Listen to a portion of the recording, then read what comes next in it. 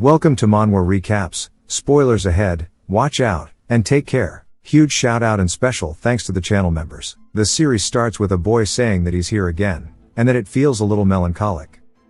As he looks up to see a floating island covered in smoke, and that he's nicknamed it the Smoke Sky Island. It has ruined Western style buildings, and it's as if no life had ever existed here at all. He spots something, and as he gets a better look, he sees a human shadow, and a man in a firm voice tells him to go ahead and come down, as he shall wait for him at the edge of the abyss. As his eyes begin glowing, the boy feels some kind of jolt as he wakes up. Covered in sweat, he is panting, saying that he can't believe he had that weird dream again. And we finally learn that his name is Sora, as he gets told to wake up. He says that he feels like he knows that man from his dream, and the abyss as well. As he's brushing his teeth, he wipes the mirror, and is confused as he sees his eyes watering up. He wonders if maybe he's been studying too much lately or something, and his dad exits the shower, seeing him getting ready for school. His dad starts ruffling his hair, asking if he overslept the day, and he tells him to stop treating him like a kid since he's already 15.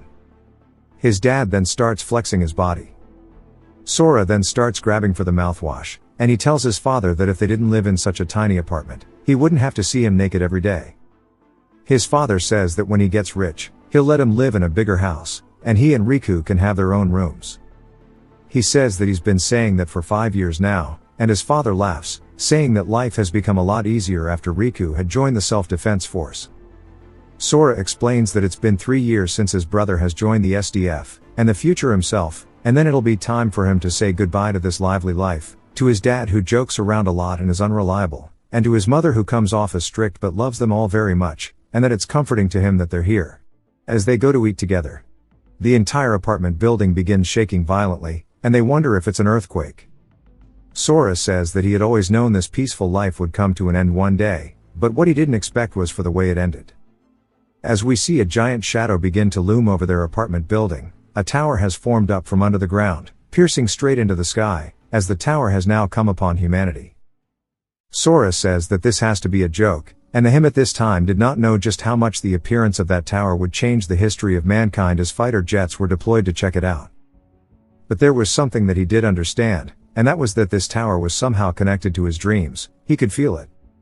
We then see them on the phone with his brother Riku, who says that it's alright, and that he'll just have to follow the SDF's instructions, then he can return home soon. His brother says that he promises, but with a very weak voice. The family starts feeling stressed out, and Sora says that night is the night that he lost contact with his brother, and the news said that there would be no problems as long as people stayed home. But it was not long until the news also began to stop broadcasting, as the towers began popping up everywhere around the world.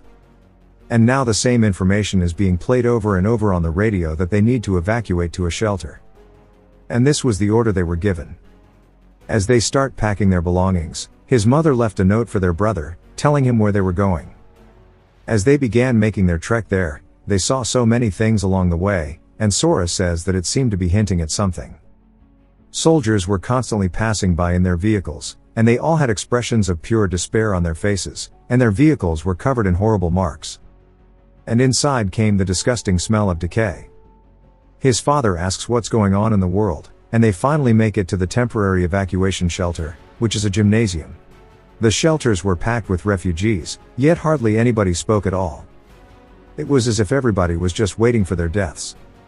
His father tells him to keep moving, but even in this silence, there were people who did make trouble, and they were doing everything they could to let their presence be known. As we see a guy grabbing a kid's hand, telling him to give him back his bread, and the kid says the guy already ate his as he points to it in his pocket. He then knees the kid straight in the gut. As people start ignoring the situation, the guy laughs after taking the kid's food, and he says that he's not full yet, and it's surely okay if he takes the bread. The kid, in a pained voice, says it is, and the guy says that until the situation comes to an end, his bread is his. That it'd only be for a few days, and it's not like he's going to die. The kid begins crying, until Sora's dad puts his hand on the guy's shoulder, asking what he's doing in the situation. The guy tells him to worry about himself instead, and Sora's father tells him to give the kid back his bread already. The dude rears back his fist, telling him to shut the hell up, but Sora's dad instantly comes in with a kick to the guy's head, knocking him down onto the floor. Sora's dad gives him the bread, and the kid thanks him. The guy then starts to insult him, only for him to get glared at. The guy clicks his tongue, realizing he can't do anything, and walks away saying that he will remember this. Sora then calls out to his father, and his father tells him not to worry, as he'll keep an eye on that guy. Sora says that even in death, he will not forget that man. As he looks afraid, we learn that his name is Eiji Kagawa, and he's a real piece of shit who took pleasure in bullying Sora throughout his school life. He never caught a break. A man then runs into the shelter, saying that this is an emergency message. Everybody must exit the shelter through the back and get into one of the trucks ASAP. The civilians start asking why. The man says this is confidential, but he apologizes because he can't say. They ask if this is really true, and say first people can't leave their homes for 2 days straight, and then they have to evacuate to a place like this, yet they still say nothing at all. The guy starts getting frustrated, asking what he's even paying his taxes for. We then hear weird banging sounds, and the soldier looks terrified. The soldier says that they're here, and everybody needs to quickly run. The guy asks what he means, and Sora takes the initiative, pushing his father and mother towards the exit. He says that he has a really bad feeling about what's going to happen. The soldier starts putting his hands on the door to block it, saying that he can't stop them for longer, so they need to get into the vehicles immediately. The door gets kicked open as we see a group of armored enemies burst into the room, instantly slaughtering the soldier, filling the room with their laughter, deafening the civilian screams. Sora still wonders what the hell is happening. We see Sora lagging behind as the monsters are now further into the room. His parents turn, seeing him right before they get on the truck. And everybody's still running over as fast as they can, boarding into the back of the trailers. Sora tells his parents that it obviously can't carry any more people, and they need to get on first as he helps them both up. His dad grabs onto his arm, not wanting to leave his son behind, but the other people in the truck say it's already full, and if he's just going to mess around, then he needs to get off. Sora realizes that they are about to kick his parents off, so he must do something, and he decides to run away, saying that he'll get on a different truck. The next one he finds is full, and so is the one after that too. Until he finally finds one at the very end, and he sees someone else instantly get into it. He starts to climb up and is struggling as someone sticks their hand out forward. Sora thanks him, and then the dude begins laughing, asking if he's really saying that in this situation. Sora looks scared, and we see it's none other than Eiji saying that he's glad he came here on his own, and Sora wonders why it had to be him of all people. Eiji then throws him off the truck, saying that he should die in his dad's place, calling him a piece of trash. As he starts to fall over onto the ground, he says that it's over. The civilians start trampling over him, and he says that he doesn't want to die yet. He curls up into the fetal position and holds onto his head, and he begs for somebody to please help him. He starts to see the silhouette of someone standing in front of him, and it's the guy from his dream. Sora recognizes him. The guy again with his eye glowing tells him that he's going to be waiting for him at the edge of the abyss. Sora then opens his eyes in an unfamiliar area, wondering if it was all just a dream just now. But better yet, where he is. We see a weapon raised into the air, and it strikes down right in front of his head. His eyes instantly fill with dread as we see a goblin went in for the kill. Sora now running, asking where his parents are and why he's the only person here, saying that he might be in hell, wondering if he's dead. The goblin throws his axe at him, cutting his cheek. Sora sees some debris on the ground, but still is panicking, asking why the monster won't leave him alone, and he realizes that he has no choice but to try to fight. As the goblin starts to run in, Sora makes a mad dash directly towards the rocks. He tries collecting his thoughts as well, saying that the tower appeared out of nowhere, Eiji threw him from the truck, and then he met the mysterious old dude, and now he's here about to be turned into this goblin's little dumpster. But he can't put aside this feeling of rage he has, and he starts screaming while holding onto the rock, charging at the goblin, and we don't get to see it, but he off-screens it, saying that he has survived. Up close, he says this looks like something straight out of a game, and he wonders what's next, and he wonders what's with this black text on its chest, saying that it might be its rank, and we see it has the Roman numeral of 1. The ground then begins shaking, causing him to panic more.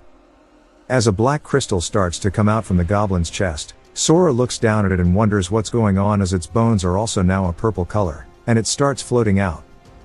Directly in front of his chest now, Sora starts to get a weird feeling as it shoots straight through his sternum, and he wonders if this is a bad thing, but lightning starts to form from the scar on his cheek, and as his wounds are healing, he says that's not the only thing, but he also feels much stronger, and he wonders if he leveled up just like he would in a game. He grabs the goblin's weapon, saying that there might be more of these things on this island, and it would be better to scout around so he doesn't get jumped. As he goes all around the island, he says that he ended up doing a full lap, but there were no monsters or paths that he could take. He looks off towards some ruins, saying that if he wants out, this is his only option. As we see some stairs leading down to the bottom of the island, he walks over towards them and looks scared as he leans over the edge.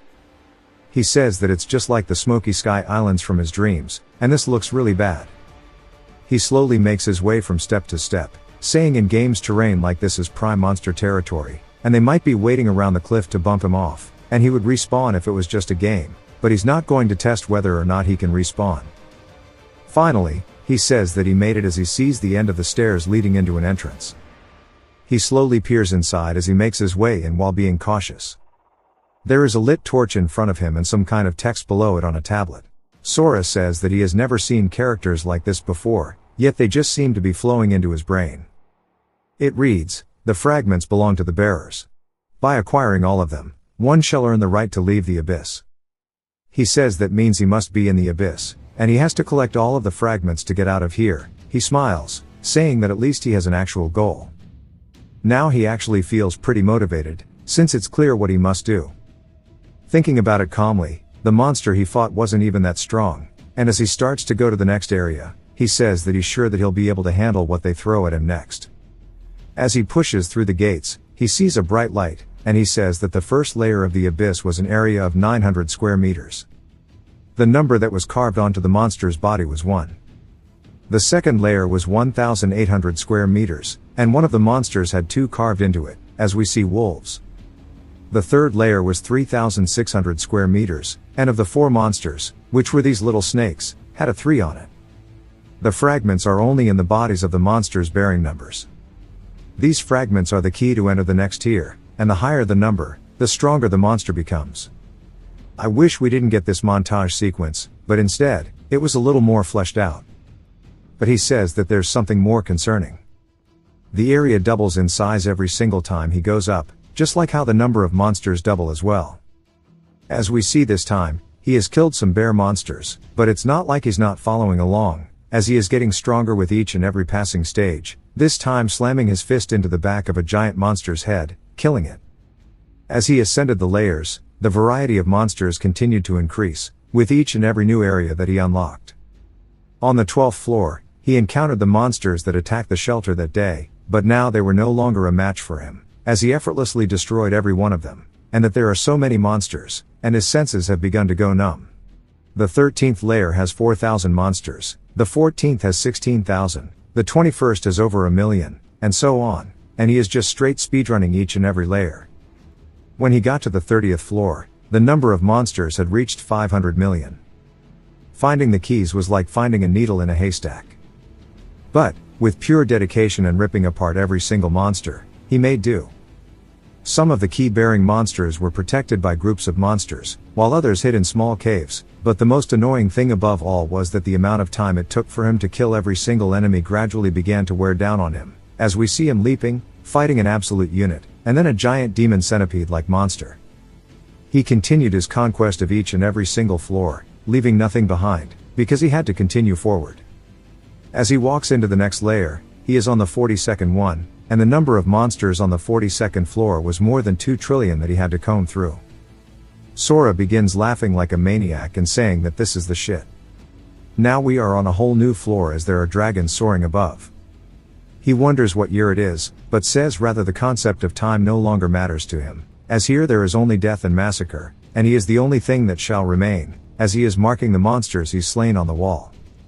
He hears the sound of footsteps and turns, seeing monsters approaching him. And he says the cycle never ends, the monsters approach him, trying to kill him, but instead, they get massacred, and he clears the floor, one after the other, slowly but surely making his way deeper into the abyss. As we see him carrying the monster's head directly from its spine, he asks how many monsters does this even make, but decides that he'll just continue marking, saying that it's about time that he finds the key.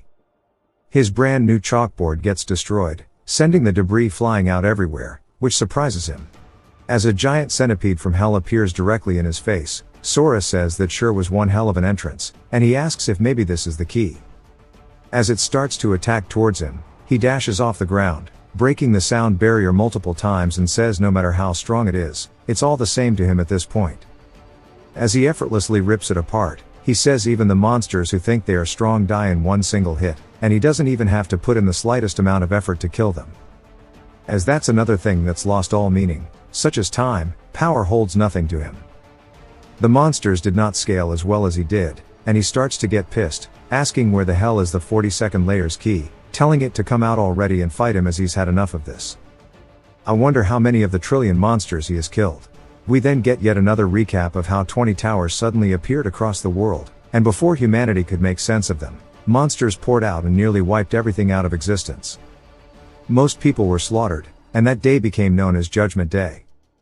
A handful of its survivors awakened to gain access to a mysterious system. And it would awaken them, giving them combat stats. Those who awakened were granted overwhelming power. Human society was rebuilt, and the awakened founded hunters' guilds. After that, we don't get to see what happens yet, as Sora is chasing after a wolf, telling it to wait because he's trying to see what's on it. He is then surprised as he sees some chains wrapping around the wolf, and he hears somebody saying that he just used an advanced transfer scroll, and they can't let that summon go through. Sora recognizes the speech as human, and sees the wolf floating up into the sky towards a magic circle. Sora wonders if that's an exit, and thinks about it, saying if this is an exit, this is his only way out. He crouches down, and bursts straight up towards where the wolf is flying. It starts giving him a warning, as abyssal summoning is unable to transfer more than 2 living beings. It happens over and over, and Sora says that he won't let anybody get in his way, and he locks in, finding the wolf, dashing straight towards it. Back to Earth now, in a graveyard we see a girl panicked, running away. Why the hell is she in heels? She says that she has to shake them off quickly, and we are introduced to Usonozaki.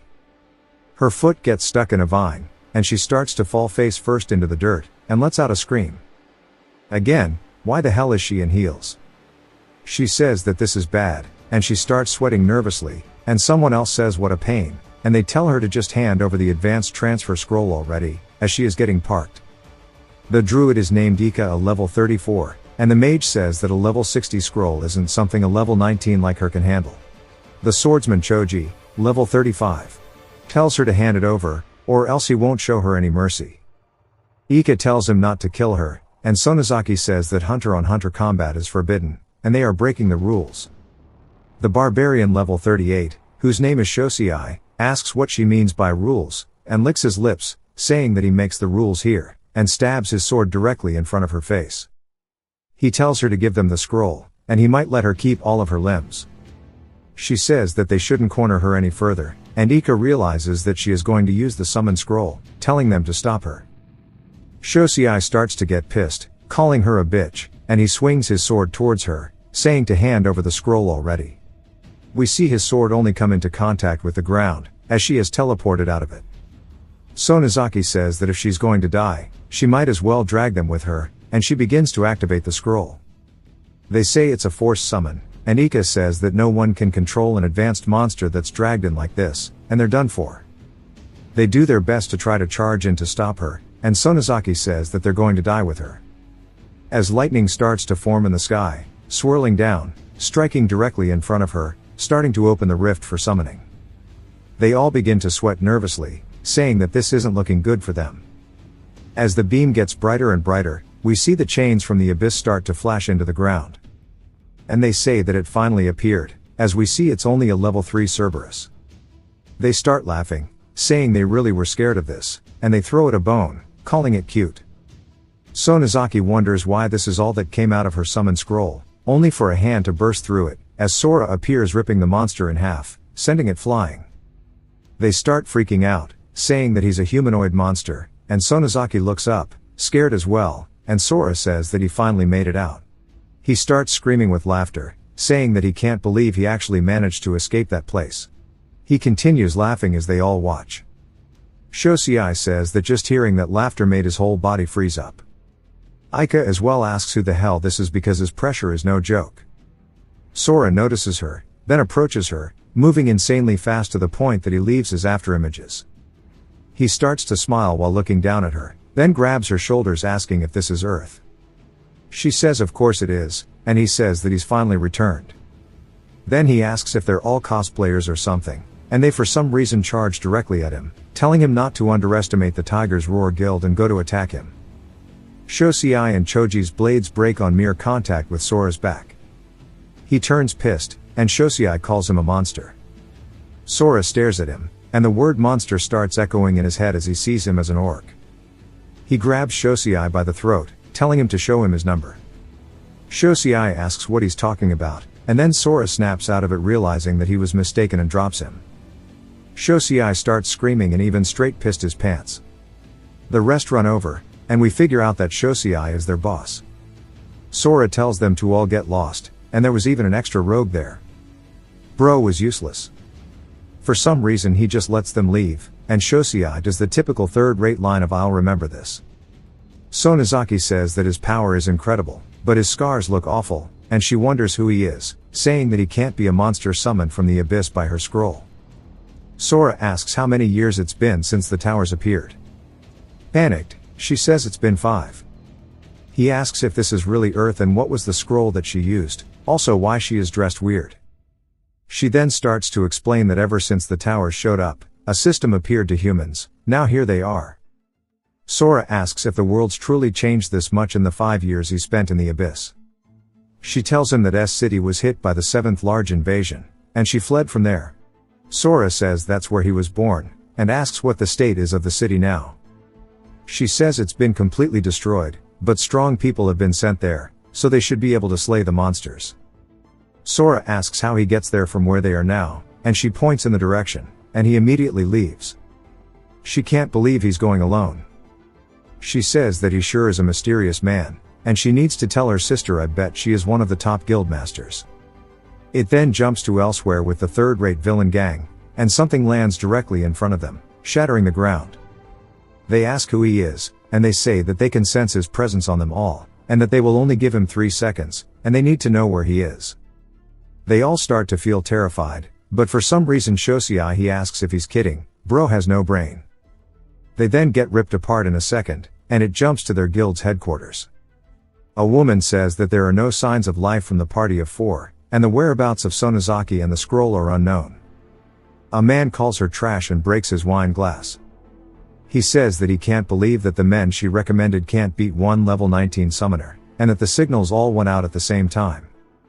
He says he can't believe they were all killed in one hit as well, and he is level 118. His name is Richt Mukai.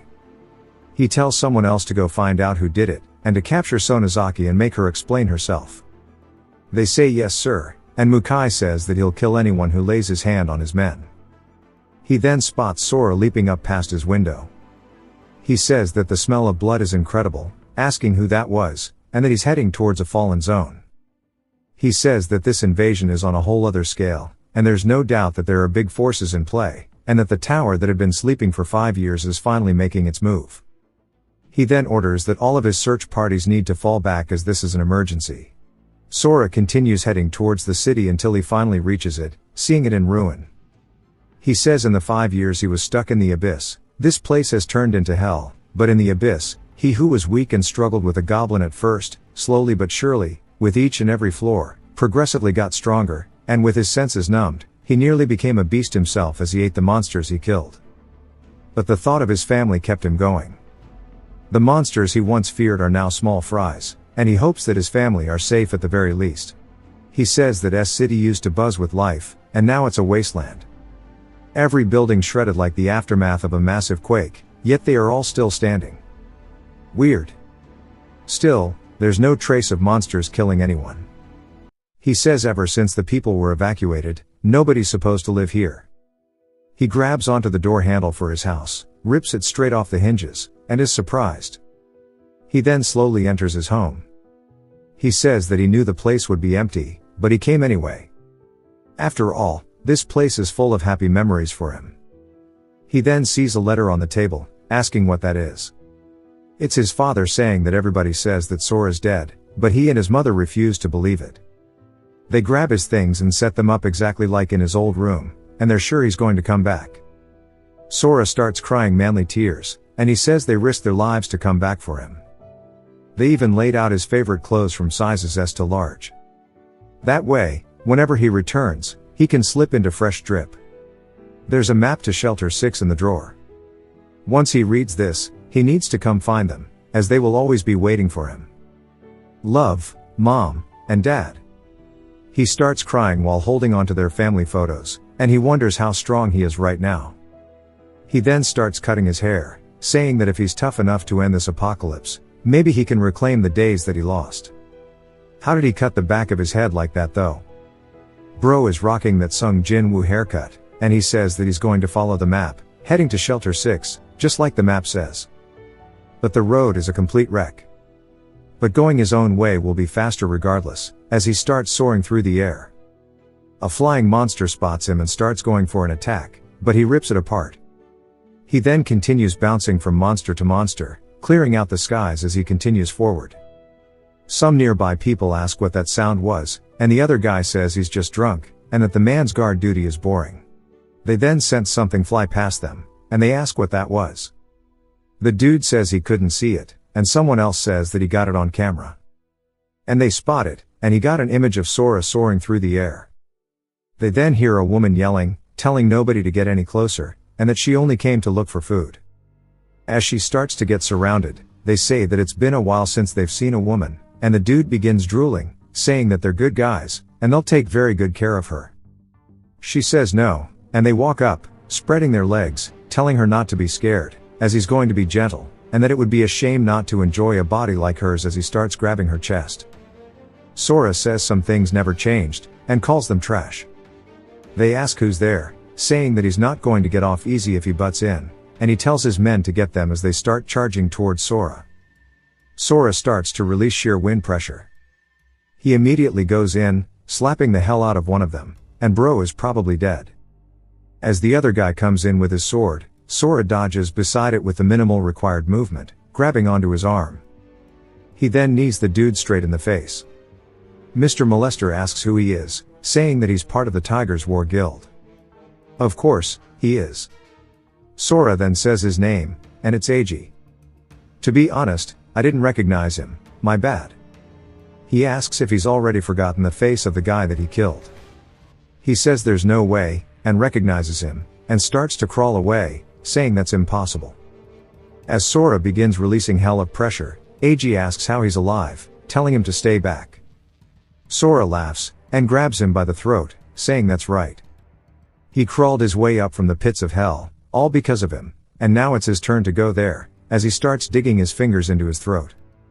Sora says that he's going to tear off every shred of dignity he has, and this is his power now.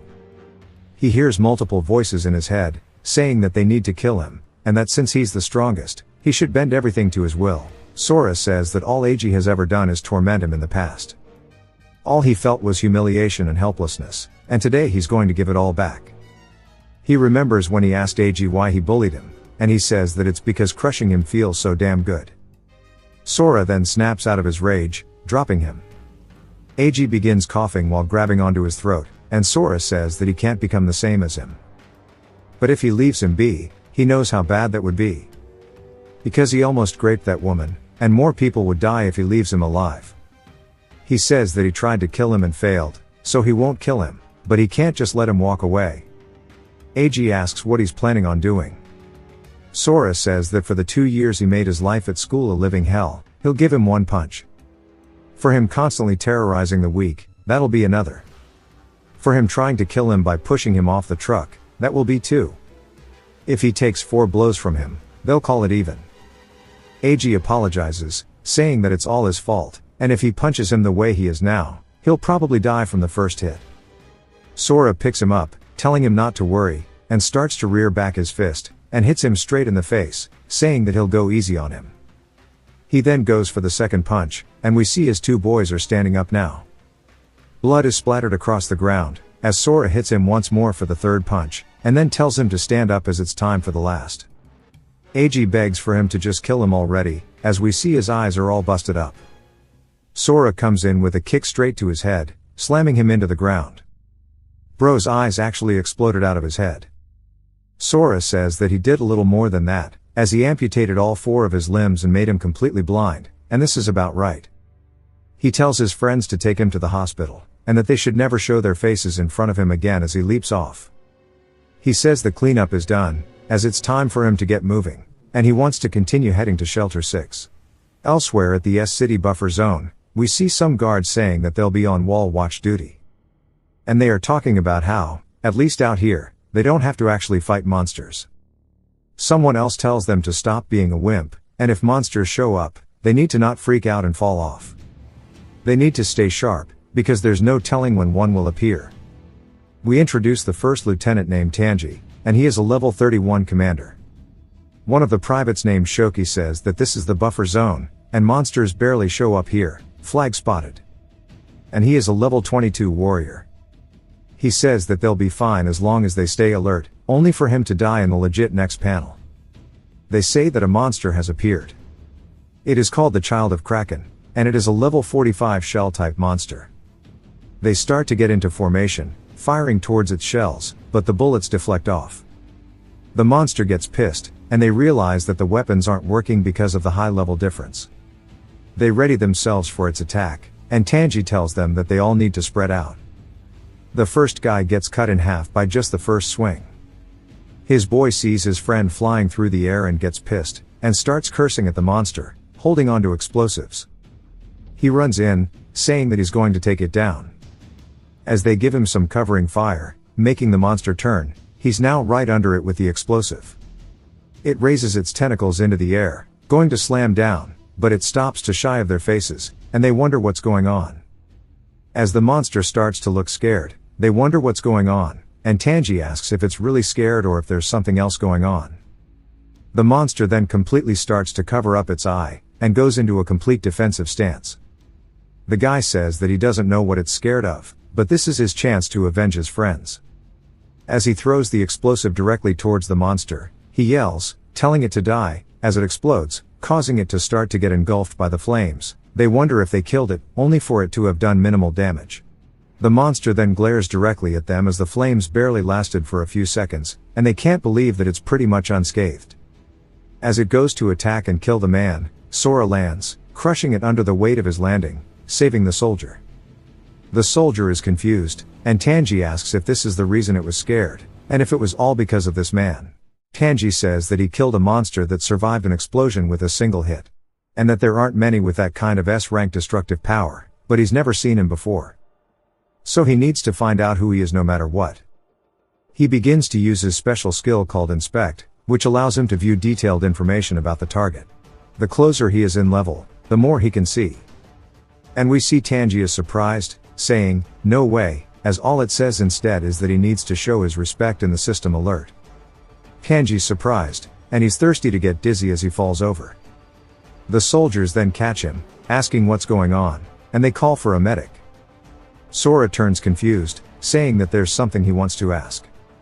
The soldier asks what it is, and Sora asks how far evacuation shelter 6 is from here.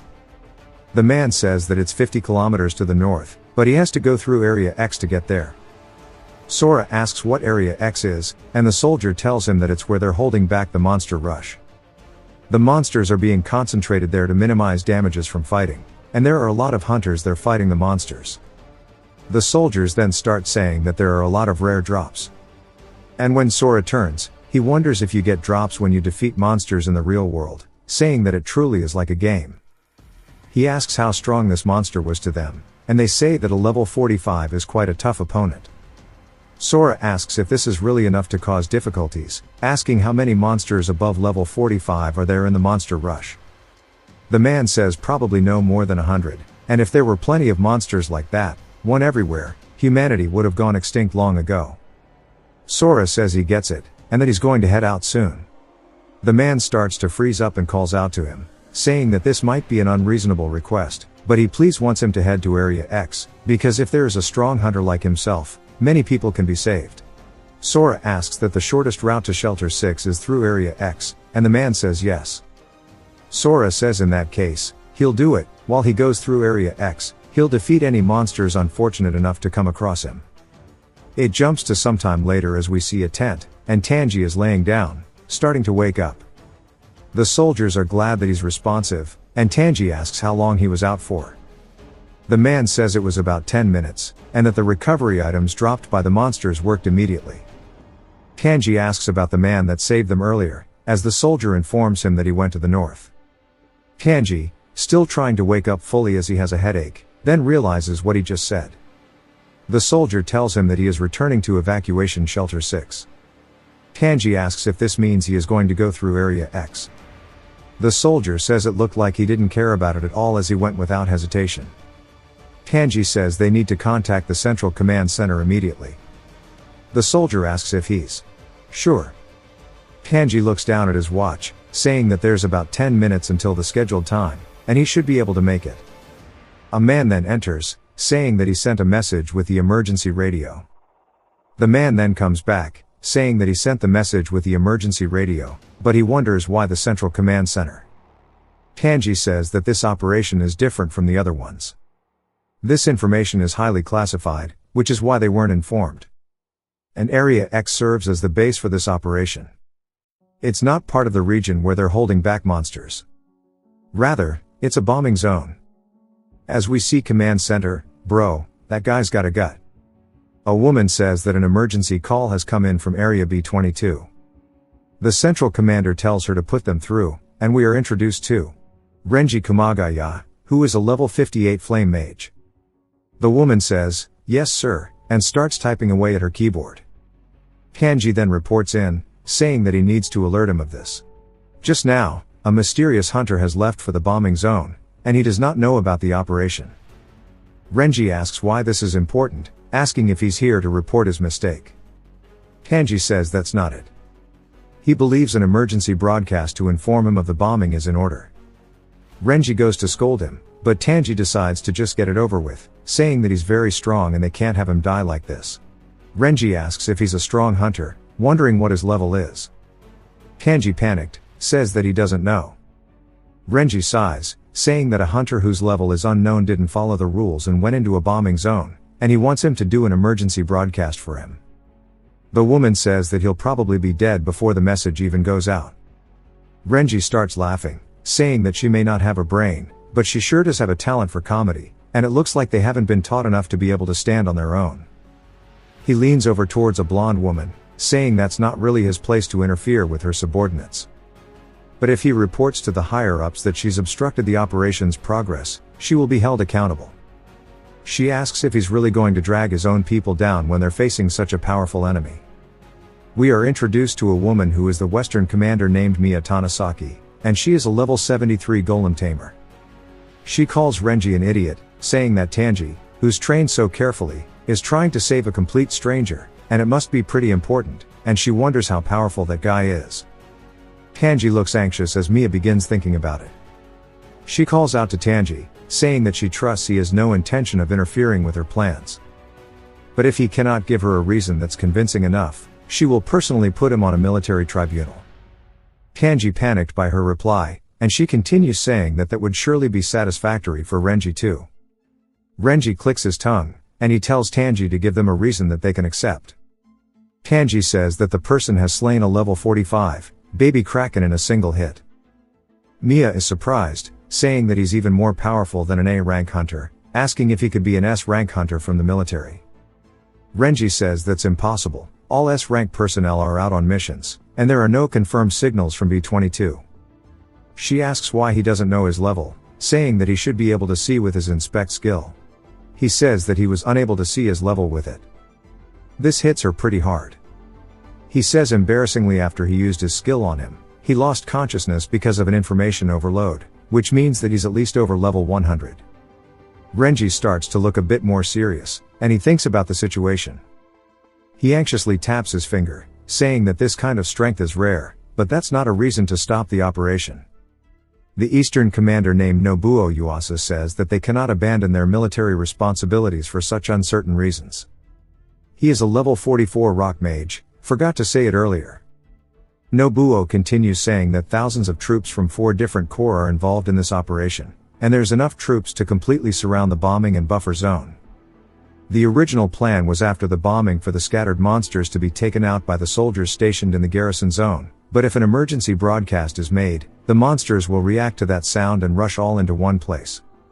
If that were to happen, the area would fall in an instant, and tens of thousands of soldiers would lose their lives, and saving one in exchange for that makes no sense. Even if he were an S-rank hunter, it would be a risk they could not take, and he's sorry. Kanji just looks mortified because it's all technically his fault. While Mia is sitting there thinking about something, she says that if that's how it is, she has to reject his request. It cannot waste the efforts of so many people for the sake of one man, and that the decision is final as they hang up the call. He looks down at his phone, double-checks it, and is completely shell-shocked. He then tightens his grip, and is just frustrated in himself. His men tell him that he did what he could have, and he lets out a big sigh, saying that what matters is the bigger picture.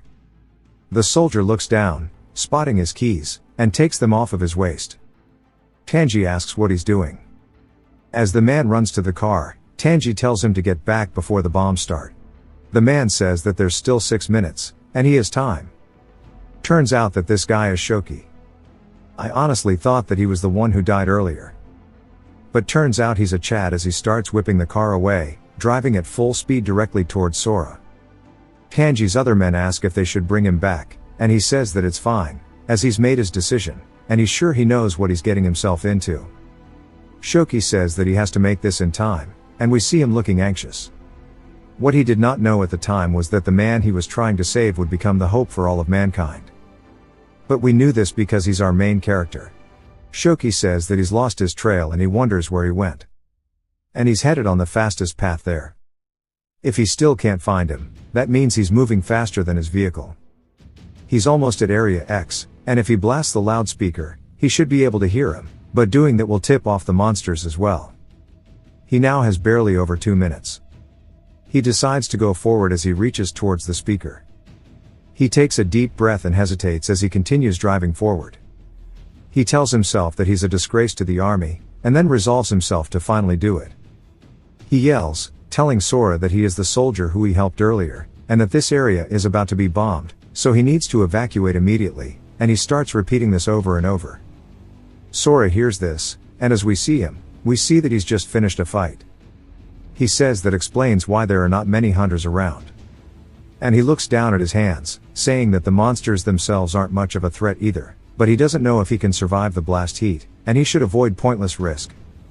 And that soldier risked his life to come all this way just to warn him about the bombing. He can't let him die here. Shoki wonders if he reached him or not, and with 30 seconds left for the bomb, we see dragons flying overhead. They land directly in front of Shoki, and he says that he really did attract them to him, and that he needs to get away immediately.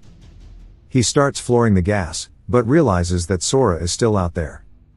A monster's corpse then lands directly in front of his car, stopping him from leaving, and Sora taps on the window. He rolls it down, and Shoki is just glad that he's alive. Sora asks what he means about the area being bombed, and Shoki looks down at his timer, and it is now time for the operation to begin.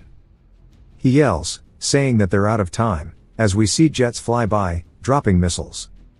The entire area starts to get bombarded, and we see a monster with some kind of shield blocking the bombs.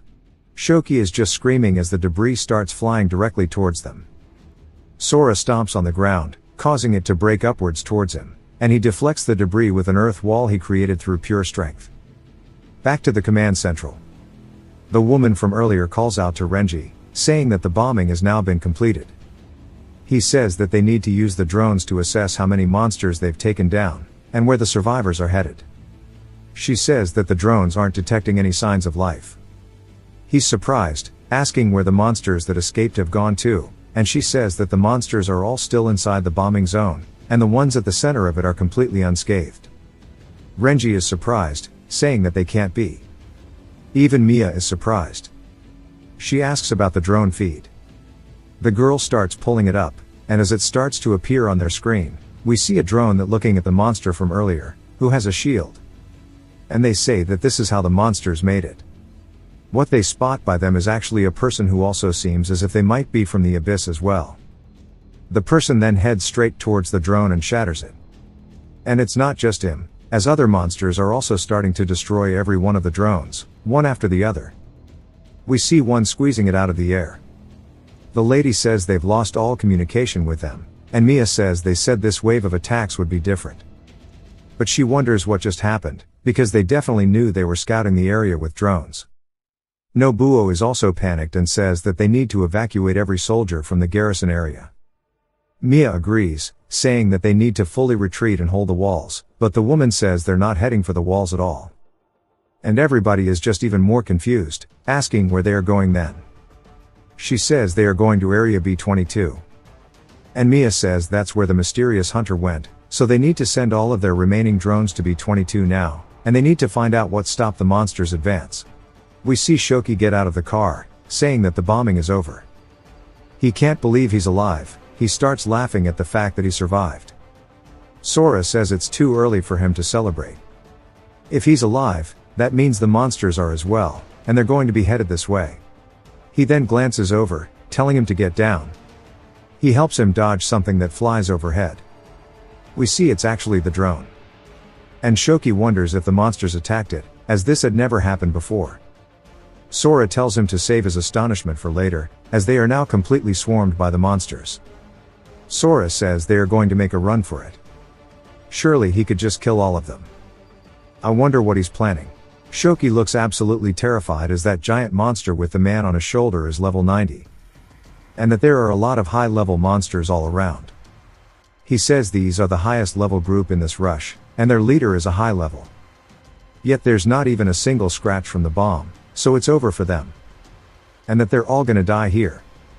Sora says they are both unharmed, from the bomb as well. But that's not gonna stop him from just beating them to death. He leaps forward saying that he should go hide in the jeep. As he starts killing the monsters rapidly, one after the other heading straight towards the boss. The boss then starts to swing its weapon towards Sora, which is a giant mace that he catches with one hand. He looks unimpressed, but the boss is just surprised. As its weapon gets pulled straight out and Sora throws it on the ground. He then leaps up into the air and flies straight in towards the boss, rearing back his fist, coming in with a heavy-ass punch, hitting it straight in the head, blowing it clean off. As he is now standing on the shoulder opposite of the man, he looks over towards him. As he and the man stare at one another, Sora says that he could not sense his presence at all. The dude says that he has finally done it. We see that he has these weird tentacles reaching out from his body that start to heal the monster. The man says that he has found him and calls him the seed of the abyss. As the monster's head is now regenerated, he is smiling at him.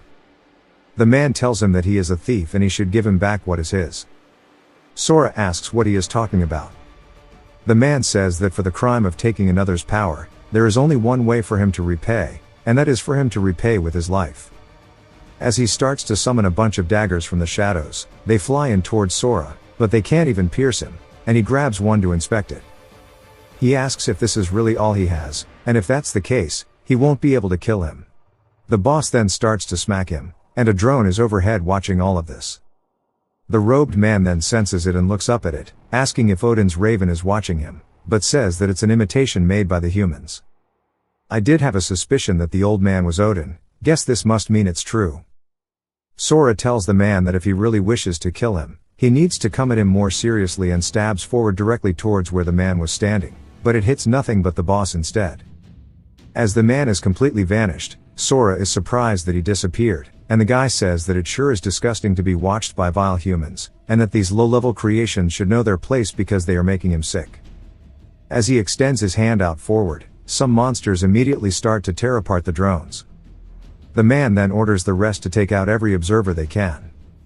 In a nearby apartment complex, a man says that his drone has been destroyed, but he managed to complete his mission. The reason the monsters changed course is because of this guy, and he's the hunter who faced the rush alone, and he needs to go inform the commander about him. He hears very loud sounds coming from the hallway as a monster bursts straight through the wall, extending its tentacles out towards him. We then hear the man screaming from far away, and the robed man laughs, saying that his servants should kill all of them. Sora looks at the man and recalls Shoki saying that if there's a strong hunter like him, many people could be saved, and how he came all this way to rescue him when he never had a reason to. Something in the car has been stalled and he can't get the engine to run. Sora grits his teeth, saying that to hunt an enemy, he has to start with their leader, and he leaps down directly towards the robed man, saying that if he wants to save as many people as possible, he has to clear out his enemies as quickly as he can. The boss then realizes this is a chance to attack, as he raises his arm and swings down. Sora dodges it, saying that by fusing with the man, the large monster's attack power has increased significantly.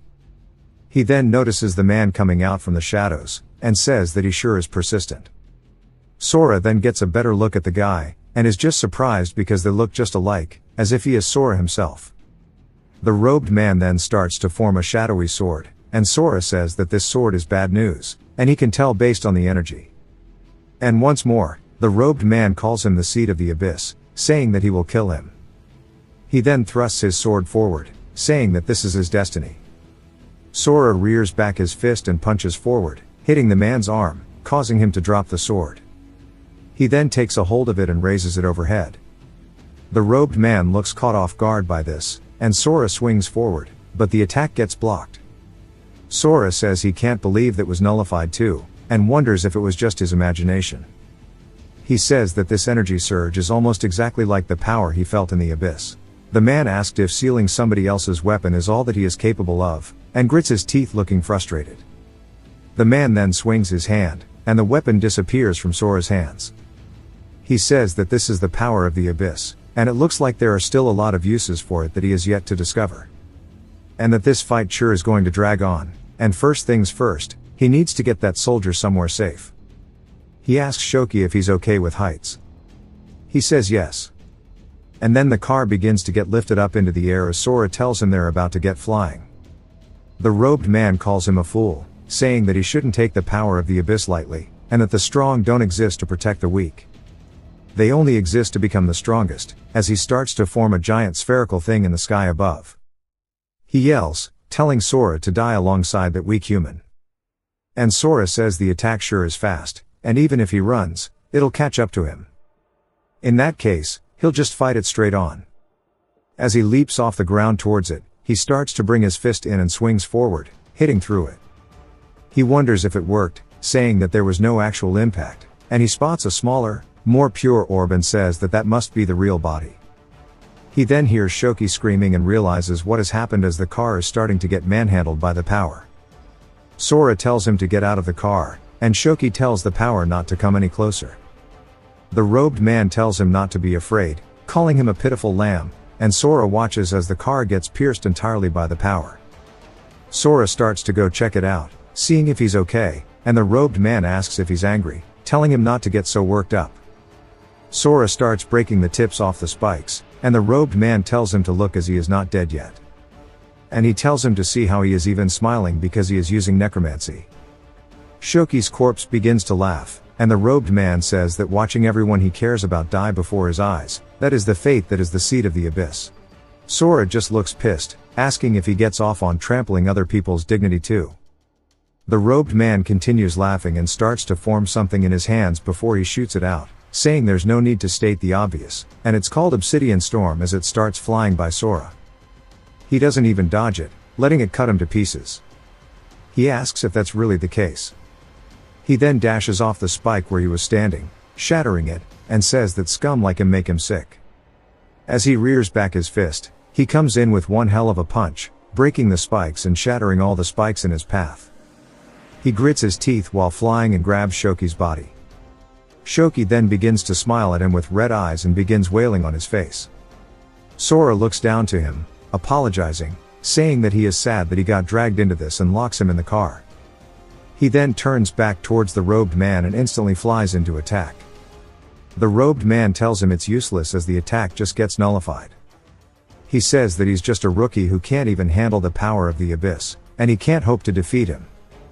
But he says this as he gets hit straight in the face, and we see blood fly out of his mouth as he gets sent flying off to the side. Sora says that he's the one who's gonna be no match, and I think he's cleaning his fist, I'm not sure. The giant boss then appears to protect the man as he is still saying that's impossible, wondering how he actually hurt him. Sora tells him that people grow, calling him an idiot. The robed man realizes that this is bad and gets back up on his bodyguard as Sora's flying in. The robed man says that just by seeing his move, he's learned to control the power of the abyss, asking if that makes any sense. But he doesn't see Sora anywhere, asking where he is. Of course, Sora is now coming in from behind. The man turns, spots him in time, and leaps off the boss's shoulder, creating some distance between the two of them, saying that he's tougher than he thought. Sora says that he might escape from him, but he wants to see the boss escape this, as he swings his arm down, cutting it in half. As the attack even shatters the building behind him, the boss begins to heal itself using the powers from the abyss. Sora says that he recognizes this technique now and that he's going to aim for the real body's core. As he starts to grab onto the abyss aura with his bare hands, he begins to pull it apart, telling it to get crushed. The boss says there's no way, as its core begins to get damaged, and Sora descends from the air. The sun then begins to shine in brightly, and we see it starting to get burned into bits, slowly but surely disintegrating into the air as the boss has now been defeated. Sora then glares towards the robed man saying that he is next. The robed man says that he's going to remember this as he starts preparing an attack, and he calls it Shadow Unity. As all of the nearby monsters start to get controlled, they turn directly towards Sora as they start releasing screams, beginning to surround him. Sora still just looks for an opportunity to attack the robed man, but the sheer power he's emanating is keeping him at a distance. But then he's surprised because immediately the pressure is gone, and the man has disappeared. He asks if he really used a technique like that just to escape. Then he ruined his clothes, which kind of pisses him off, and he's glad his mom and dad's picture is still intact. He walks over to Shoki's corpse saying that this dude probably has a family waiting for him as well. He rips off the dog tag from his neck and then begins to bury him by hand, saying that he'll take at least this back with him.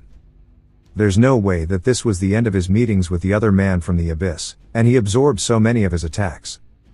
But the thought of him saying that all of his loved ones are going to die sure does piss him off. And he can't let him go to the evacuation shelter first because he refuses to let his family get murdered. He starts dashing off saying that he needs to get there as soon as possible, and he's so fast that the sound barrier gets broken. But one of the drones is still intact, laying on the ground. It then starts to hover into the air, and Mia tells everybody that they need to investigate the area carefully and make sure they don't miss a single thing. As they start exploring the ruins, one of her men says that the monsters. But she cuts him off as she already knows because she can see it in front of her that all of the monsters have been defeated already. She tells them to check the drone data and report any and all information. She says there are clear signs of a battle and that the strong hunter that Tanji mentioned not only survived the bombing but also wiped out the entire monster rush. One of her men yells, telling her to check this out, as the SD card on the drone is still in good condition and that they can visualize the data. She walks over, looking at the tablet, saying that she can't wait to see what's on it. She sees Shoki and Sora, saying that must be the hunter that was mentioned before. The soldiers continue exploring the area until one of them enters where the boss died, as we see the building that was split, and he sees the drops. One is a special energy potion that permanently increases the user's magic power. There is also an A-rank weapon and a cube that is unable to be identified. One of the other soldiers asks what he found, and he immediately covers up, saying that it's nothing. They tell him not to lie to them as he leaps down. He asks if this was dropped by the rush boss, as they look like rare items. And taking what he obtained by the unit for himself is a crime, saying that surely he knows what he has to do. The guy looks down at the items, asking how they are meant to divide it. The guy says the only thing he wants is the cube. The dude says no way, a box like this is bound to have a legendary item. The guy grabs his shoulders, telling him not to get the wrong idea as he has no choice. He takes the box as the man walks away laughing, saying he has finally obtained a golem relic. It jumps to evacuation, shelter 6, as Sora lands on a nearby rooftop saying that he's finally here. He sees guards still on duty, saying that it looks like they have yet to be attacked, as there are people all around. As Sora walks through, some of them look confused by something, as we see Sora walking through, getting everybody's attention, as they can't help but stare. Sora says that he doesn't feel the robed man's presence anywhere near, rather he doesn't feel the presence of anyone strong at all, but if no strong person is here, it'll be destroyed sooner or later. He stands before a man wearing a blindfold and wonders if he is blind. The dude says he has really dense blood, and he must have come from outside. Sora says that's right. The dude laughs, saying that's a relief then, and that he should rest assured, for he means no ill will. He only wishes to buy information about the outside world from him, and it would mean a lot if he possessed the information he desires. Sora wonders if this is the currency they use around here, saying that if it's something he knows, he'll do it. The dude says that he's glad to hear that, and Sora says before that, he wants to ask something. He wonders why a monk is calling him His Excellency, meaning he must be fake. The dude laughs, saying that he's seen right through him, and the outfit is just a hobby of his. Sora asks if this means he's not actually blind, and the dude laughs, and Sora says this dude is troublesome. The dude says that he recently contracted an eye disease and starts to take off the blindfold. Sora says that he can tell even with his eyes covered that that's a terrifying light, and he must have some reason for concealing his power, and it looks like there's a wolf in sheep's clothing hiding in the shelter. He asks what he would like to know. The monk says that it's finally his turn to ask, and he'd like to know what's happening outside. Sora says they've gathered armed soldiers at the walls, and they must be gearing up for battle. He's sure the general public didn't notice this, but he heard explosions, asking if he knows what happened. Sora thinks about it, saying that he's not honestly too sure. He was on an errand outside when he heard a blast from the southwest, and he was so freaked out he dropped his letter and had to use his shirt as a map. The dude asks if that's really so and plays along with him, saying that he's also hiding his power. He thanks him, saying that he's been a huge help. Sora tells him not to mention it, and he can't believe the dude's heading in such a vague direction all by himself. He wonders how many fighters of his caliber are here because he doesn't really want to make a scene. Besides, they're letting someone as suspicious as himself wander freely, and maybe humanity's guard is down because they're all facing the same enemy. He heads to a department store, and they tell him to come again later. He says that he bought some new drip with the clothes that the monk gave him, and now it's time for him to finally find his parents, as he begins looking around. He says he should do it the old-fashioned way, and he taps on a girl's shoulder, asking if she recognizes the couple in this photo. She looks surprised and immediately walks away, panicking, saying that she doesn't know them. He says her reaction was like she saw a ghost, and he wonders if everyone here is on edge. He sees some dude barking at people in the street and says that he'll ask him. The guy calls out to Sora, though, and Sora asks if he has a problem and glares at him. The dude says that it seems like he's not from around here, and he can't believe he's hitting on people with a picture in the middle of the night, asking what era he thinks he's in. Sora holds up the photo, asking the man if he knows who they are. The dude says that he can't believe he's hitting on him too and then asks why he has a photo of them. Sora asks if he knows who these people are, and the dude asks what's his relationship to them. Sora informs him that they are his parents. The guy looks at Sora and then back at the picture of him as a kid, asking if that's really the same person and if he's here to make fun of him. A car then starts to hit the gas, swerving directly towards them, and the driver looks panicked. The truck collides with Sora, but of course, it doesn't even make him budge. The guy just turns surprised, as Sora is completely unscathed. He tells the dude to repeat what he just said. Panicked, the guy says that he must be really wanting to meet his parents and tells him that if he goes straight down the road, he'll find their home. Sora thanks him and starts heading down the street. The dude tells him to take care and waves him off and then runs away, saying this is bad, as he needs to gather everybody. Sora can't believe that a thug knows where his family lives, and he says come to think of it, his dad was kind to anyone he met, and his mother was the same. Nice people like them just get taken advantage of in this world, but it's fine since he's here now. He makes his way to the end of the road, saying this must be the place, but it's really grand, and he wonders if they really live here. He says with so many people gone, there must be tons of empty houses. He knocks on the door and hears his father's voice asking if they're done with work for the day. His dad then opens the door, welcoming them home, and sees Sora, but Sora is just confused because he sees his father in a butler outfit asking him who the hell he is. Sora says it's him, and his dad is just confused, until Sora tells him his name, and his dad starts to look like he doesn't believe it. We see them both sitting at a table together, and his mother enters, apologizing for keeping them waiting for so long. She asks if they've still not said a word to each other, and his father says that he can hardly believe it because he's a completely different person from the Sora they used to know, and at a time like this, there's only one thing to do. Sora looks nervous, asking what it is, and his father says that it's an exchange of secrets between a father and his son. He doesn't want to expose himself to his wife, but if he can't give him answers, he won't walk away unscathed, and if he says anything even slightly suspicious, then he should be dealt with, as he looks up towards the ceiling. We see a man saying he understands. Sora also notices the henchman, saying that he's still very wary, but with security this tight, he can relax. His father asks if he's up for it, and Sora says the henchman should take care because he's about to hear things he shouldn't.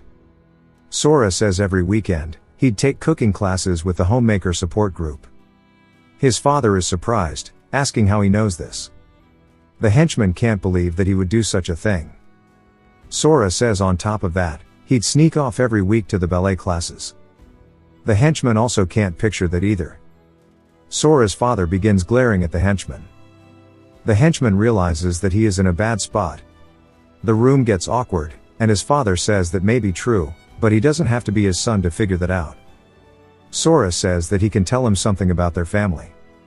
His father asks if he really knows, and Sora says of course, telling him not to say that he didn't warn him. His father, sweating bullets, tells him to go ahead, and he points toward the sword, saying that they are just replicas. The henchman wonders what he means, and his father tells him not to be ridiculous, asking if he even has proof. Sora says of course, as he walks over, saying that the hilt has his brother's bite marks on it. The henchman thought that it was from when the family head had his hands bound and he bit down on the blade and killed 38 people. Sora starts to unsheath it, and the henchman says that he talks big, but his real goal is to catch the family head off guard and finish him. Sora starts to put the edge of the blade to his palm and starts making it collapse, saying that it retracts too. His father calls him an idiot and gives him a big hug, saying that he thought that he was dead. Then he starts crying, saying that he can't believe that his son has finally returned, and if only he had known what they've been through. His father says they scoured every landmark for intel on him, and before he knew it, he ended up as a boss, and now that very boss is bawling his eyes out, and this sure is pathetic. Sora then asks to get the dude out from the roof, and the henchman is just surprised, saying that the family head has lived his whole life under a rain of blood, and he's never witnessed anything like this. He can't believe that he saw the family head, who cherishes honor above all, in such a state, and he needs to get out of here before he gets killed. Sora bursts through the ceiling, grabbing onto his leg, and the henchman tells him to wait, but Sora says that his father wants to speak to him. Sitting now very awkwardly, Sora's father tells the guard, who he learned is named Ochiai, that he has the loosest tongue of all the guards. Sora warns him that if this gets out, it will be on him, and Sora's father also agrees while laughing. Ochiai says that he promises he won't say a word, and they start glaring at him. Ochiai says that there's no doubt about it, they're definitely father and son. His mother tells him not to threaten him, and Ochiai starts to give her puppy dog eyes, and he looks so happy, but she also warns him not to say a word, and he says of course while bowing his head. Sora's father says that he's so glad that he didn't talk about him farting or snoring while he's sleeping, and she asks why he brought it up then. Sora says it's just like the old days, and that he finally is home with his family once more. There's then a knock on the door. Sora turns as the dude bursts through the door, calling out to the boss, and it's the guy who gave the directions, and he's warning him that there's a white-haired guy looking for him. He then already sees Sora sitting there, and Sora asks if he's talking about him. The guy begins to panic. Then freaks out, saying that it's him. He says that he might be strong, but they have many people here, and we see him shaking. He then asks if he's planning on doing something to his boss, saying that he must be from the tiger's roar. Still shaking, Sora grabs his knees to stop him and then glares at the dude. He then tells his dad to introduce him to his men. His father says that he's his son who has been missing for 5 years and finally returned. He goes to tell him his level, but he has no idea what his level is and begins to stall. Sora tells him that he doesn't actually have the system. They ask if he really survived in the Fallen Zone for 5 years without the system. Broccoli Head says that if he doesn't have the system, then that means no matter how hard he trains, he can't get past level 10. Some of the men say that he kept calling him strong, but he's just a beginner without the system. Broccoli Head laughs, saying that he must have been mistaken, but recalls him getting hit by the truck, saying that if he was just a beginner, it would have hurt him. Sora thinks about it, telling them to try to see his level with their system. Broccoli Head thinks about it as well. Bro does not have a thought going on upstairs and says that's right, since he doesn't have the system, he obviously doesn't know how the basic information works. If you have the system, you can see the levels of monsters, but you can't see the levels of other players without the inspect skill. His father says that the inspect skill is rare, not many hunters have it. Broccoli Head says that the boss has it though, and Sora tells his father to take a look. And he wishes he could get some information about the abyss. A little later, we see them all gathering around to see what his level will be when his dad opens up the stats, and Sora asks his mother if she wants to check. She says more than that, she just wants to be by his side, and she already knows anyways. We see Sora's dad and all the men surprised, and he says no matter how much he tries, he gets the same result, and he can't see anything about his level. His father says there could be two possible reasons for that, either this is because he has no system, or his level is way too high for him to be able to see it. The men look genuinely surprised. His father says that even when he doesn't have the system, he can still see his name. But what's more, he survived alone for 5 years, and he'd be dead by now if he were a beginner, so his level is just beyond his perception, and he asks what he's been doing for the last 5 years. His mother says that they should just be happy, and that Sora is a strong child, and he must have gone through a lot to come back to them. Sora is touched by how much his mother cares for him, and he recalls the countless years that he spent in there, because it was definitely longer than 5 on the inside. He begins tearing up and tells his mother that it's fine, as he is back now. And he tells his mother to stop crying. His dad begins tearing up as well and tells the men to leave to give them some time, and he needs to get out of here, since they've been reunited after so long. As soon as they leave, his father leaves as well, closing the door, asking where the others are, because it's been 2 hours and they're not back. Back to the room. Sora asks his mother where Riku is, and says there's no way it's bad news. She says that he's fine, he doesn't come home often because he's in the military, but since he's back, maybe he wants her to call him, as he's been fighting on the front lines all this time, almost as if trying to avenge him. Sora says that he hasn't seen him in such a long time, asking if she has a high-ranking position here. She says that she has a status, but the reason they trust her is because she is a cleric. She's a healer with many abilities, capable of providing great support and even prophecy. He says that if she's a cleric, maybe she can see what's going on with him. She says that she doesn't have the ability to see skills. And then he asks how she knew he would be back. She says that she already mentioned it, how she has the ability for prophecy, and she knew he would definitely be back one day.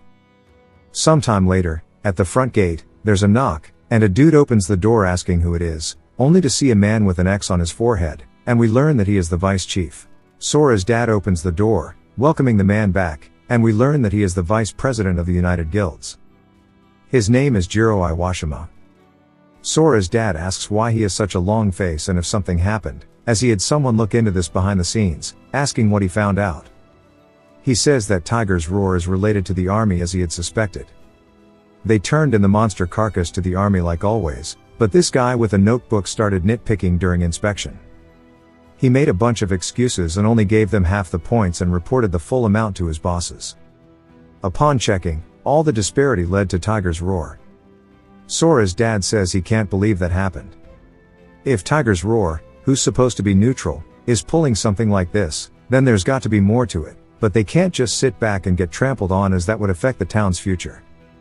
He tells Jiro to go rest and get some good food, and he'll head straight over to Tiger's Roar later and straighten this out with them. They've got to show them that the United Guild isn't that naive. Sora thinks about it after overhearing it, saying that, thanks to the Black Shard, all of his abilities went into overdrive.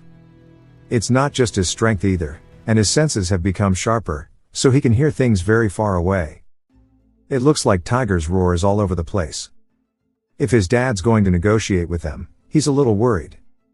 Sora opens the door and spots his father and Jiro, and he tells him that he's coming with him.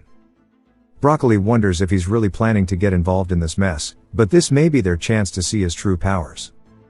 Jiro just has no idea who the hell he is, asking Sora's dad. He says that this is his son who went missing in the Fallen Zone for 5 years. Jiro asks what his level is, and Sora's dad says that his son actually does not possess the system at all. Jiro looks surprised, asking if this means he's a normal person, because without the system he'll be dead in any shelter. He won't be able to last more than 3 days out there. It's not entirely impossible, with elite stats and top survival skills, but without job skills, he'll become dead weight the moment it turns into a fight.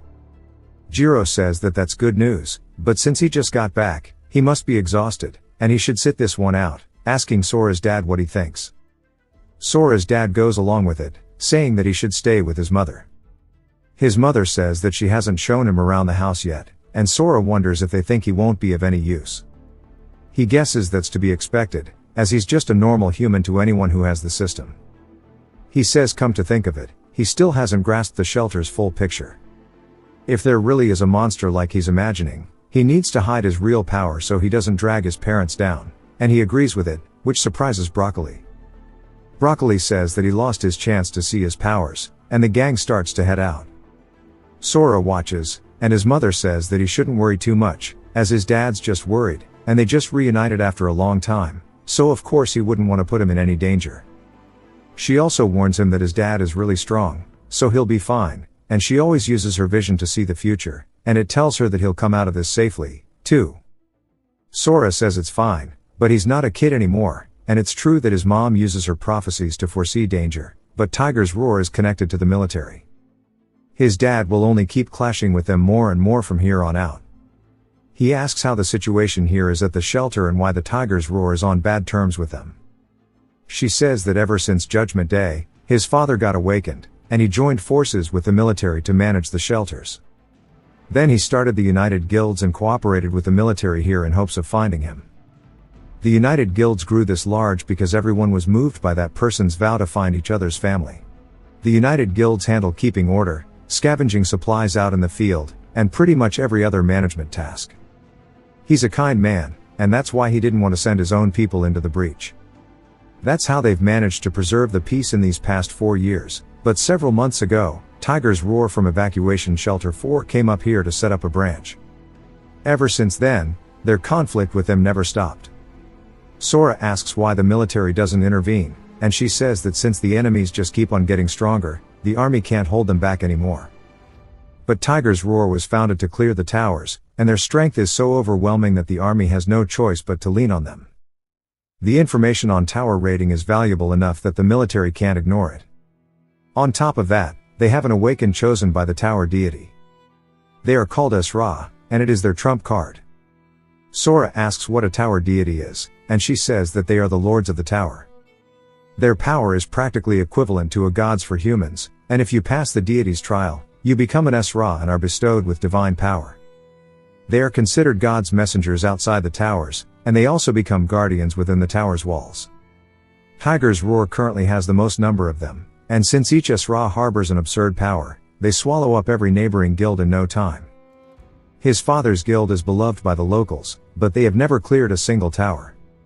They are the only ones in the Union still struggling without an Esra. Sora says the situation sure is pretty bad, and if people love the United Guilds, why do they behave like a Yakuza group?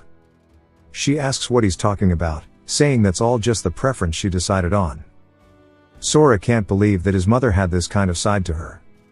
She asks what does it matter, since everyone is happy and full of energy, and since he's tired, he should go ahead and have a nice bath, and that he should call her if he'd like to have his back washed. He says that he'll do it himself. She tells him he really has grown up and leaves him in his room. He starts to focus on his senses and says that she's actually gone, and he had no idea the situation was this serious. He still can't help but worry about his father, so he leaps out the window, and his mother watches him do it, saying that she told him to rest, and that children can be such a handful sometimes. We finally learn what Sora's father's name is, as it is Sakuya, and he was heading to the Tiger's War Guild with members of his own guild. Sora was watching from above, seeing that everything but the center is pitch black, and that's a good thing because it's easier to find this way. He spots it, but then starts to feel dizzy, wondering what's going on. He says ever since he was strengthened by the fragment of the abyss, he never even caught a cold. He then hears that guy's voice, telling him that he won't let him run away. Sora looks around, wondering where he's hearing it from, and asks if he's hiding his presence because he can't sense him at all. And that means that he was in Shelter 6 after all, and he starts to feel dizzy once more. He hears the voice saying that he won't let him run away, and it's all because of his soul, as he's already marked it. Sora sees the dude and punches behind him where his head was, but it's just an illusion, as the guy continues repeating the same voice line. Sora asks if this is what he means by marking his soul, as the man continues cackling. They then start shining spotlights up on the roof, asking Sora what he's doing here at this time of the night, and he says that he shouted too loud and they noticed him. He then dashes off, saying the illusion has disappeared. He lands on a nearby roof, saying that it's back again, and he wonders if it disappeared because of the light, and he wants to give it a try. He heads out onto the street, standing under a lamp post, and he says that he thinks he gets it. If he stays in the dark for 7 seconds, the soul marking gets activated and he gets dizzy. As he loses his composure, the dialogue changes. As he starts imitating the guy one for one, Sora gets embarrassed because a woman spots him, saying that only he can see his face. He says when he walks under the light, a screeching noise starts ringing in his head, and after a while, the marking disappears and he stops seeing him. He wonders if the reason he didn't experience this before was thanks to the sunlight and lights in the house, saying that must be it. But maybe he can find his location through this marking, and he could launch a surprise attack anytime, so he should keep his guard up, and he needs to find his father. He starts walking around, telling it to shut up as people give him judgmental glares. As he continues walking down the street, a car passes by him, and he says that he doesn't appear when there's light, and it's as his mom said that the United Guilds are no longer of any use to the military, and that his dad could be in danger.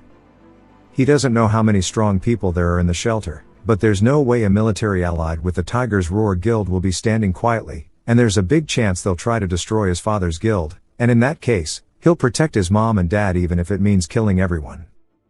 He then stops moving, wondering if they can really just go back to the peaceful days they had before. He spots a group of people in front of him, saying that it looks like he's reached the place, and he wonders how his dad will do the discussions. He recalls his father saying that when in conflict with someone, violence should be his last resort, and these are words that his father always told him. Sora says that he understood, and he wonders if he's going to wait until the last moment to resort to violence even now. He is then surprised by something as the men start yelling, saying that it's starting to get out of their way so they can see, as it's been a while since the boss drew his sword. The last time, he left nearly a 20-meter long scar on his opponent, as we see his dad charging up for an attack. His father's eyes then glow red as he calls out to someone named Suchita, telling them to come out and face him like a man, as he swings his blade forward, cutting a building straight diagonally, causing it to explode into tons of pieces. His father sure is a Chad. Jiro is there while the men are cheering, and Sora is just surprised that his dad is so strong. Sora's dad then sheathes his blade. Sora calls out to one of the men, asking if the boss has always been like that. He asks if he doesn't know that the boss is well known for jumping into fights quickly. Sora asks if he doesn't use violence as a last resort. They say that he did say that at first, but back then he still believed the military would fix things. A lot of things have happened since then, and for the military, as long as the hunters are doing their jobs and the civilians aren't starving to death, they don't care about a few fights. They're not going to bother with managing every little fight that breaks out. That's why resolving things with their fists is the quickest way. If you can win a fight, there's no need to talk. And if you can't win, then talking won't help anyway. Basically, hit him first and then talk it out. Sora says that from what he saw of the monk, the strong usually avoid making trouble. Maybe he's misunderstanding it, or does that mean that you can rampage as much as you want if you have as much power as his father? Or maybe that he was just blindfolded for the sake of it. We see the monk watching from above as he's staring at the boss that Sora killed. And we finally get to learn his name, Yukio Shuzenji. He is a level 75 Arhat, and he has an ability called Keen Eye. He says a level 90 boss looks like it's been torn apart without any burns from weaponry. It's scary how there are still so many strong people out there, so they should act with caution. He puts his blindfold on, and his level gets downgraded to 45. Back to the building that Sora's dad just destroyed, a man starts yelling out for him, calling him a bastard, and wonders if he thinks things are the same as when the evacuation shelters were built. Sora's father says that things certainly have changed and that annoying bastards like him appeared and he should have killed him back then. The man asks if he's scared or something, and Sora's dad says that he can't just ignore that as he starts to unsheath his blade once more. The man looks surprised, saying that he's provoked him enough, and the guy he's relying on should come out already, asking if it's still not enough. He begins shaking, calling his dad a coward, telling him to draw his blade, and that he's going to become fuel for Tiger's Roar. Sora's dad then starts to unsheath his blade, charging forward. The man raises his shield, and we even see the image of an angelic woman appear behind him. A man smiles, saying that he took the bait. He yells, saying, "Not one step closer." We see the guy with the clipboard that Jiro mentioned appear, saying that he's got some nerve starting a fight in the shelter. We are introduced to Usui Osamu, a level 63 assassin. The man recognizes him, asking why he's here. Sora asks if that is the soldier who is supporting Tiger's Roar, and if this is a coincidence. He can sense a lot of people in this building, and he's definitely here on purpose. He then starts to walk forward towards Sora's dad, and he wonders if this is also the man backing them. Usui says that according to Article 15, dueling in shelters is forbidden, and that the offenders may be punished with imprisonment of 15 days or even face the death penalty, asking him if they will be following their instructions. Sakuya realizes that this was their plan, to provoke him and then, when he strikes back, to use the law to get him arrested. Then he's not worried about his corruption being exposed, and he can't believe that he's being framed so blatantly. Once he's imprisoned, they can extend his sentence indefinitely and even make him disappear. If they lose him, his guild will be crushed, and the others will be beaten immediately.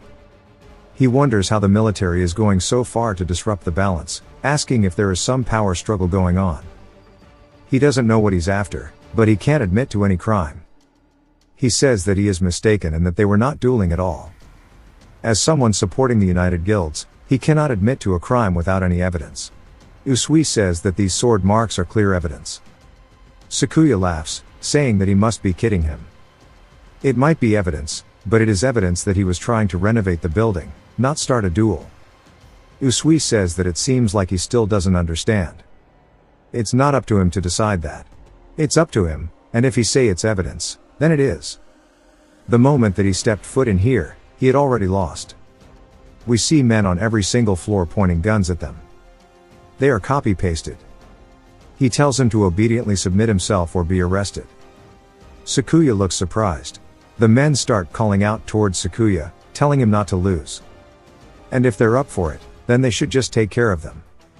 Sakuya tells them to calm down, and since they're within range too, the men won't fire. Usui starts laughing. Sakuya says that at level 63, it's going to be a little tough, especially since he's a fast opponent like an assassin. But if he takes Tsuchida hostage, they can get through this. He starts to unsheath his blade, and both Tsuchida and Usui say, "Here it comes." Tsuchida casts Sword Shield, saying that he can't be the weak link, and that an agent's defensive skills are different from other classes. He can analyze a lot more about incoming attacks. At this distance, he knows he can block Sakuya's sword. His sword shield can only block swords, but that's why when facing a sword, it can perform well beyond its level. It can easily block a full-blown attack from a level 69 warrior, so a level 65 warrior's attack is nothing. Meaning Sakuya won't be able to cut this shield at all. He then yells, telling him to give it up.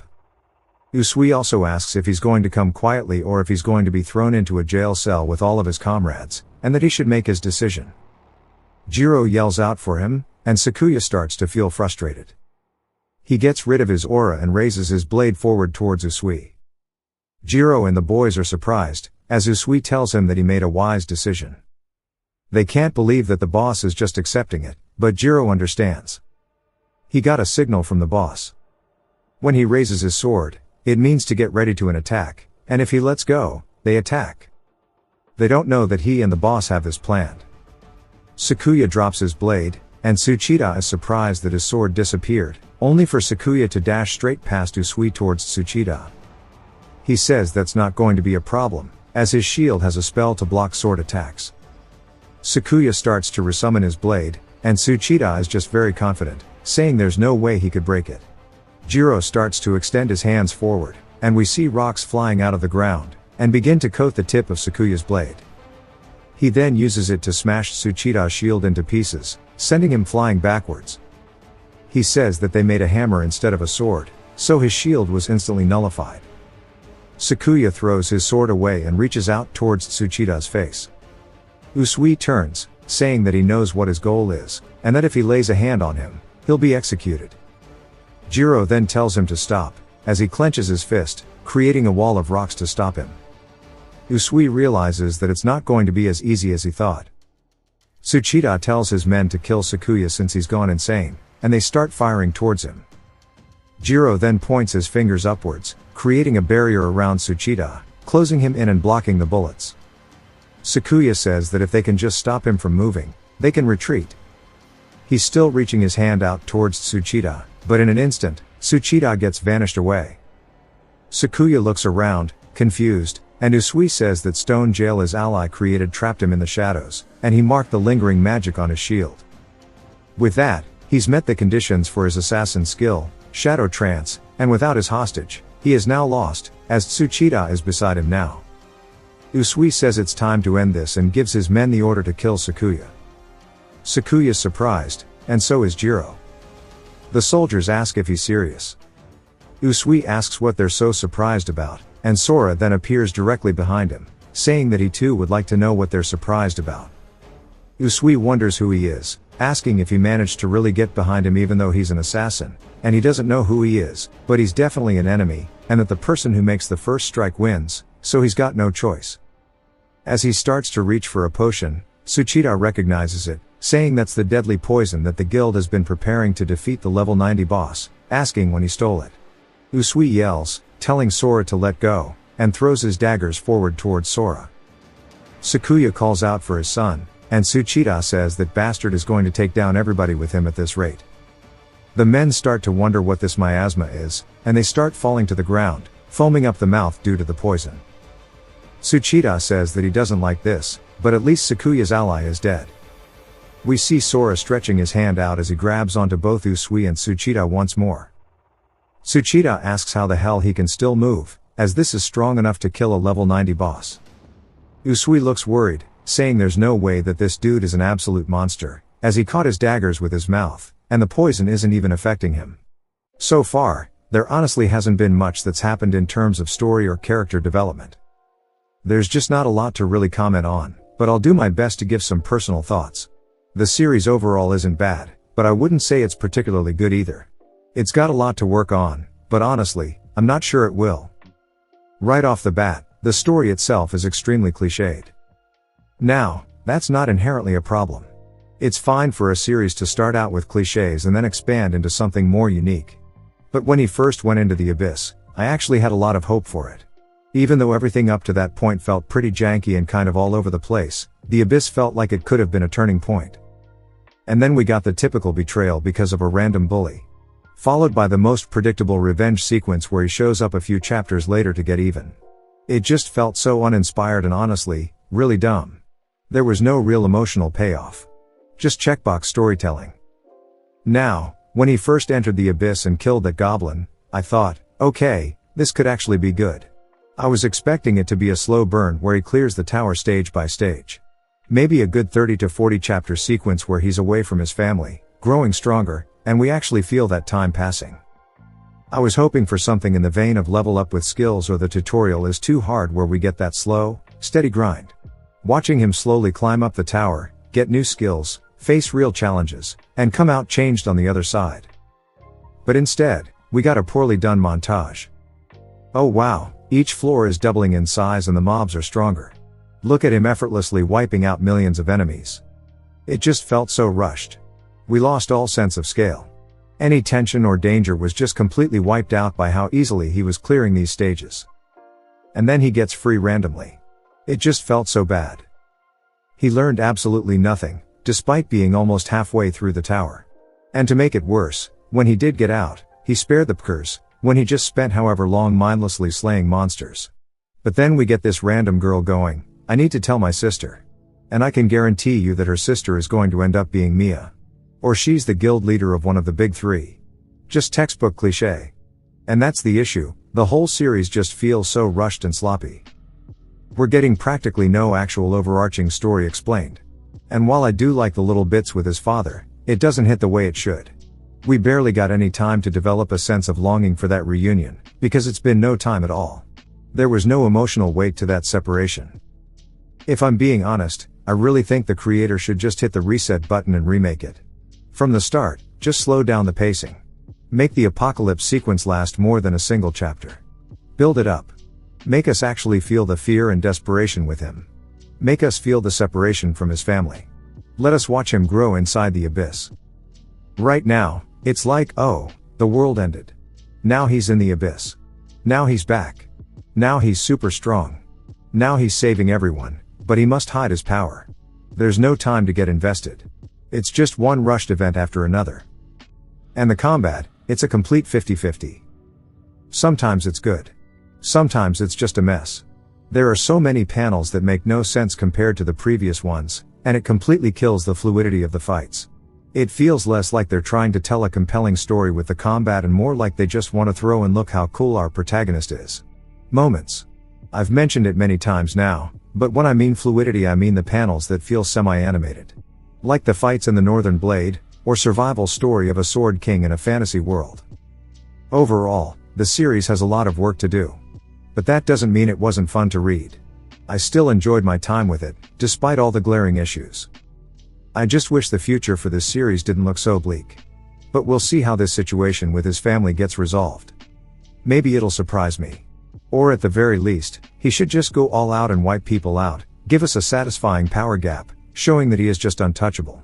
And don't get me started on the solo leveling haircut. Let's just wait and see how the rest of the story unfolds as it keeps updating. If you've watched till the end, comment, Miffy, to let me know. Subscribe for more videos like this, leave a like or a comment to help the channel out. Thanks for watching.